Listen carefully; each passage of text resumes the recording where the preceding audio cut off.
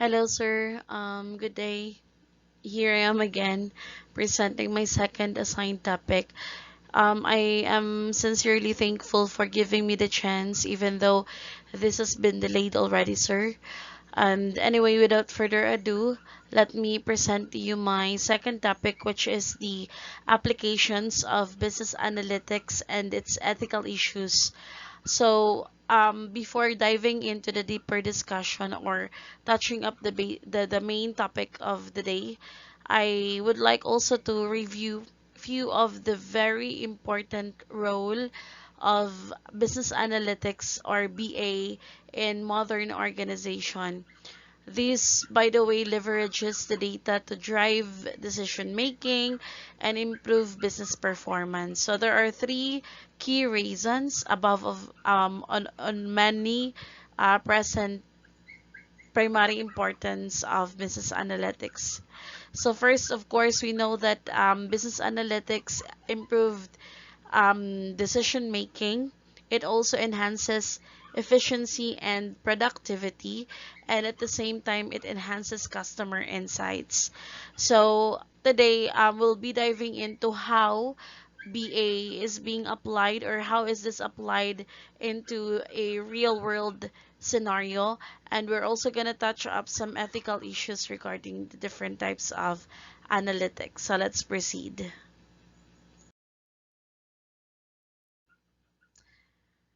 As I have here with me the primary objectives of this presentation, which are the following. First, of course, to discuss the three types of analytics, namely the descriptive, predictive, and prescriptive, and to give example on the applications of business analytics in finance, human resource, and marketing. My basis on this inputs or the content of my presentation is from a module that I found from the University of the Philippines, which later on I'll be indicating on my references. Right then. Actually, from my previous presentation, it already have the types of analytics, but this time, we'll just have a quick review of this one. I have here with me the first type of analytic, which is the descriptive, or also known as the data-driven benchmarking. So this is the data that is used to benchmark and to profile to be able to establish historical trends. This is commonly used analytics by companies, and here you're not making any predictions nor looking for any relationships yet. You're just looking at the data alone as it is. So going back on this module, they have made use of the Waze, which is a navigation application. So going back to the example, there was actually a video way back 2018 by Ligot, understanding how the traffic of the day, or how the traffic is today, or how bad the traffic is on a very certain location. That's descriptive analytics, because here you're not making any predictions nor looking for any relationships. You're just simply looking at the data as it is. Let's then proceed on to the second type of analytics. All right, so now let's proceed to the second type of analytics, which is the predictive or the data-driven prediction. We already know how the data looks like in a descriptive way. We can now understand the relationship in the data. So once we know the relationship inside the data, we can now make predictions and forecasts by feeding new data into the predictive model. If we're gonna go back to the example used, which was Waze, the navigator app, knowing how the predictive format of analytics, this will be able to estimate the time of arrival, predict how long it will take for you to travel, and Waze will also be able to estimate the time of arrival. In this is the predictive way of data-driven prediction. On the third type of analytics, we have the prescriptive from the word itself. This is a data-driven recommendation. So it involves providing advice on what actions can be taken given the predictions about the future and what drives the future. So to explain further on this, let's go back to the example provided, which is the how Waze works. And if you want to know the best three roads, for example, between Quezon City and Makati, Waze can suggest the top three roads, and the decision is up to you to choose which you think is the best one. And that's the essence of having a prescriptive analysis, knowing the costs and benefits of a decision. And but at the end of the day, it's always about the user, or the ones, you are still the one who will decide at the end of the day. But prescriptive analytics allows you to have options and to see the what best help in terms of the solution you needed on that particular decision making state. This applies the same way with businesses. At this slide, I have here with me the comparison of the three analytics. I am sorry, I was able to cover I think few of the words, but I'll read that through later on. So this is the summary of the totality of what we've been talking about since the last or the previous presentation. So I have here with me the type of analytics, namely descriptive, predictive, and prescriptive. So if we're gonna talk about the purpose, descriptive is to benchmark and to profile data to make sense of the historical trends. What is the question being answered by descriptive is what happened in the past. Example of this one, of course, as mentioned, is its historical trends in production, inventory, sales, customers, and financial, and many others. On the other hand, the second type of analytic, which is the predictive, the purpose is to find relationships in data and to understand the future and prepare for it. So the question answered for this type of analytic is what may or will happen in the future. So what examples of the applications in the real world of this one are the forecasting consumption patterns, the demands for inputs from the inventory level, and many others. The last but not the least, I have here with me the prescriptive analytics, which assess the future and prescribes action to optimize business operations. So this quite answers a lot of questions such as what will happen in the future, why it will happen, what actions can be taken to take advantage of this prediction. So examples of this one are optimizing product inventory and delivery time frame. Let's proceed. All right, so we now have here the different applications of business analytics in finance. So I'm going to talk about each one of them one at a time. Let's proceed.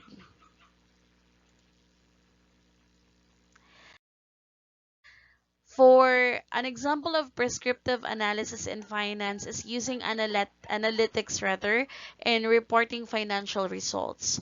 From gathering financial inputs of different sources, cleansing it to reporting it. So once again, since the essence of descriptive analysis is not assessing the relationship of the data yet, but simply just describing or identifying what data are in. So here you can see the primary application is financial results or reports done within a business. Let's proceed.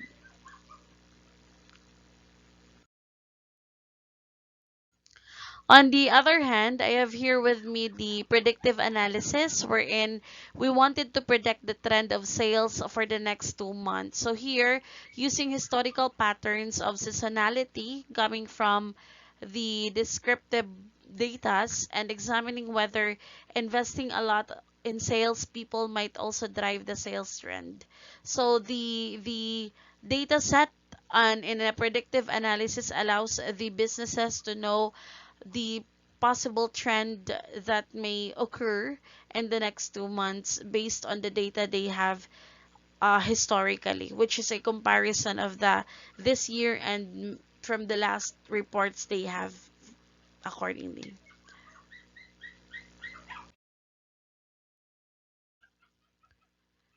We also have here the prescriptive analysis, wherein it is applied when we want to determine the feasibility of the project. When I say feasibility, it's the likelihood that the project will falter or overshoot the budget or maybe fail.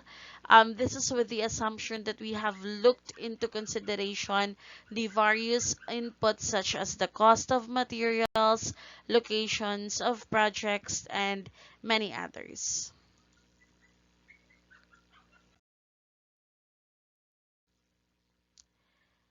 For the application of business analytics and human resources, analytics plays a very important role in human resource. Suppose that you are an HR manager and you wanted to understand the demographics of the employees in your company. You may need information on the diversity or the differences of the employees according to their location, address, the school they graduated from. And this is where the descriptive analysis can be used to manage human resources better. As an HR manager, you may also want to determine which employees are likely to resign because recruiting new people will mean additional cost for the company. So you may also wanted to predict analysis in the case by looking at the historical patterns of resignation and determining likely the causes of why people are resigning and the number of employees that are likely to resign in the future. Finally, as an HR manager, you may also wanted to determine the drivers that makes employees stays in the company. So it's not always about leaving, but as well as the factors that may affect why people stay. Employee engagement, such as looking at what makes them content and happy in the company, such as party and bonuses or free training. This is where prescriptive analysis can be used. So personally speaking, business analytics helps a lot in making sure of the welfare of both parties pertaining to company and employees in the manner or in the field of human resources, provided that this will be the basis of the decisions and prescriptive activities that allows the HR management to improve and make sure that they did what they can in holding on to people amidst the possible trend of resignation. So these are outlined into three following areas, such as the diversity analysis pertaining to how different or the differences of the employees, where they came from, their location, their school that they graduated from, followed by forecasting the number of employees that are possibly resigning, and by assessing the historical pattern, allowing the HR management to know what affects the increasing number of resignation, and at the same time allows you also to jump into the third area, which is to improve employees engagement. And where do we get this prescription from? It's always about the the analytics or the data set that the company has connected to the previous um, data gathered.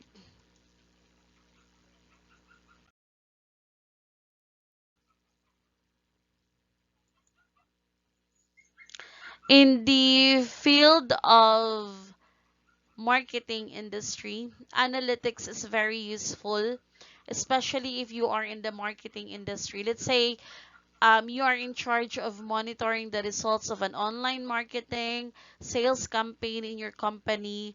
You will use descriptive analytics to determine how many people clicked the ads or the advertisement, how many people bought the product, or how many people paid cash on delivery or by credit card. And if you wanted to understand how factors, example the price, marketing mix, and attributing the effect, channels, mode of payment, contributes to the performance and to predict the future performance, either it's the success or the failure of a company, or to achieve targets. You can use predictive analysis because prescriptive analytics rather in marketing can be seen through the recommendation engines, which are found to be successful in driving more sales. These are the recommendations that you can see whenever we visit online shopping websites such as Shopee, Lazada, TikTok Shop. We even have one, the emerging one, which is Temu. But there are also a lot of shopping platforms online which definitely uses recommendation engines, and that is an execution of a prescriptive analytics. This recommendation also will go something like those who bought that book also about this book, if it is a book. And this recommendation is based on the prescriptive algorithms, which look on the patterns of people who buy the same product or profile that looks similar, or items that are purchased together. So again, to outline the application of business analytics in marketing, here we see in the area of descriptive, we can here see the sales campaign results according to the data collected. We're not yet analyzing how it is related to. But here on the second part, we have here the marketing mix.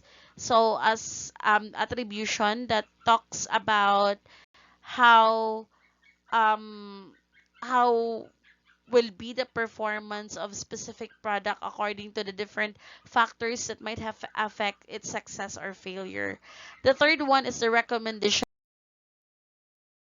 engine, which, sorry, the recommendation engine pertains to the number, or the most likely number of goods being sold, and who are the people who bought it, and many others. Usually, in a layman's term, people pertain it to the what they call this algorithm per se. All right. So I think I advancedly moved my slides. So I have here the ethics, or the ethical issues in business analytics.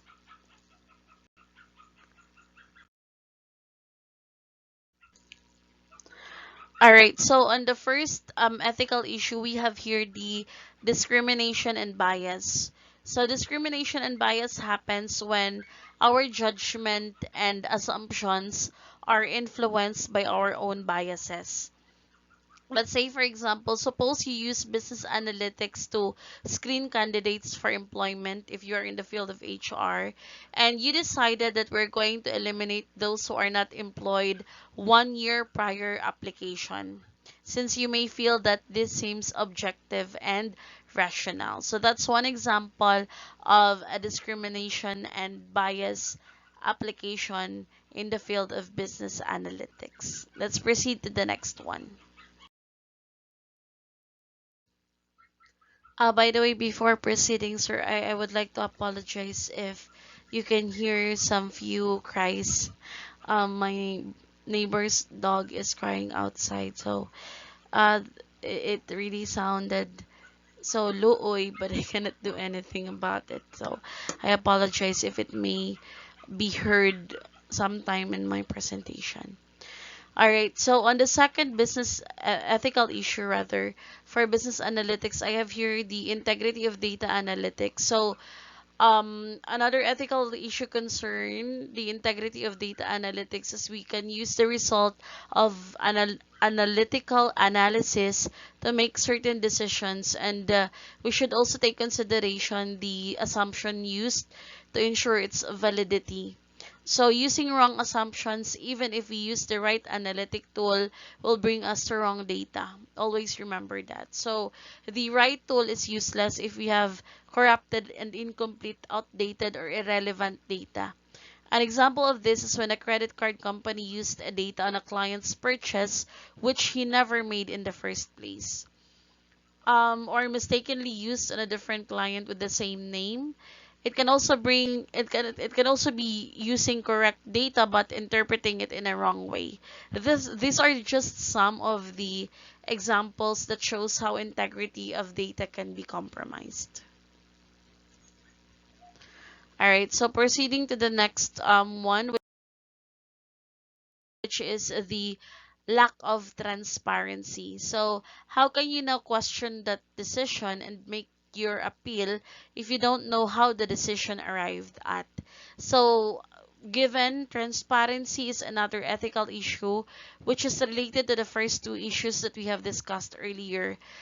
Suppose that you think that your company made a wrong decision and not promoting you. So how do you appeal to this if you think that their method is based on bias and thus faulty? To appeal, you need to know the process to determine if you are right and as they are wrong, and decided based on bias. You also need to know that the data sets they use to decide is accurate, but chances are none of this would be available to you because of non-disclosure or intellectual property and other institutional agreement you have with a company. How can you now question that decision and make your appeal if you don't know how the decision arrived at? So here you can see that we need transparency to provide us access to as our means to understand how system works and affects our lives. So in this manner, as you can see, lack of transparency might contradict to privacy. Based on the example provided. But again, this is one of the existing ethical issue which until now does exist and might have not been properly or completely resolved accordingly, which definitely will not, as how it was stated according to our example. Let's now proceed to the ethical implications of business analytics. Data privacy law. With the growing concern that people are losing their information from companies who collects data without their knowledge, it has prompted many countries, including our country, the Philippines, to pass data privacy laws in the Philippines that was made to protect people and bring back control of their own information.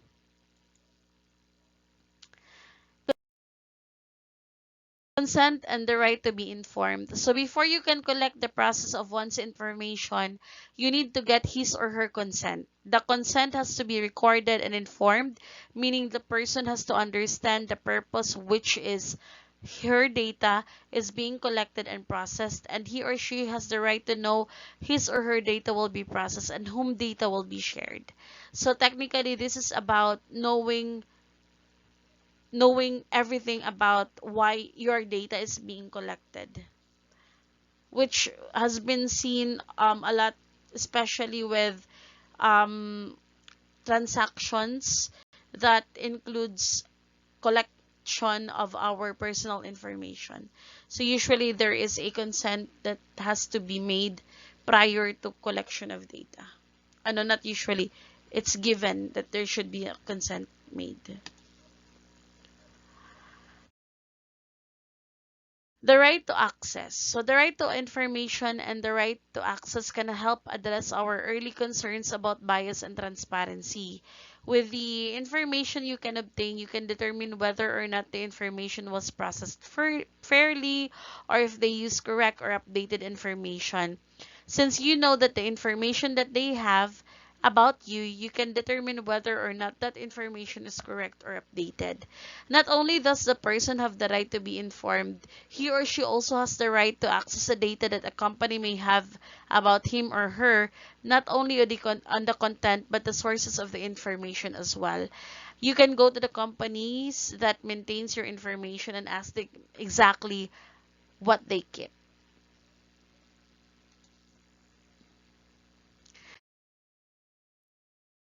The right to rectify. You also have the right to rectify. If the information they have about you is inaccurate or outdated under the Data Privacy Act, you have the right to have it corrected.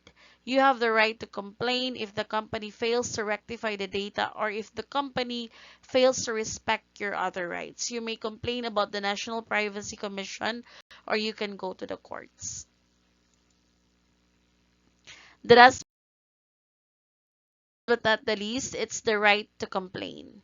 So they can just leave your data out there in the open. They have to take responsibility to make steps to make sure that the data is secure. This responsibility, along with the right to access and right to rectify your information, can help address our earlier concern about integrity. So once it's established that your rights are violated, the company which violated your rights can be made to pay a fine at you or pay you directly damages. In some cases, the company's officers may become criminally liable if they can even go to jail, and the company that processes your data will also have the responsibilities to make sure that your data is protected from unauthorized access.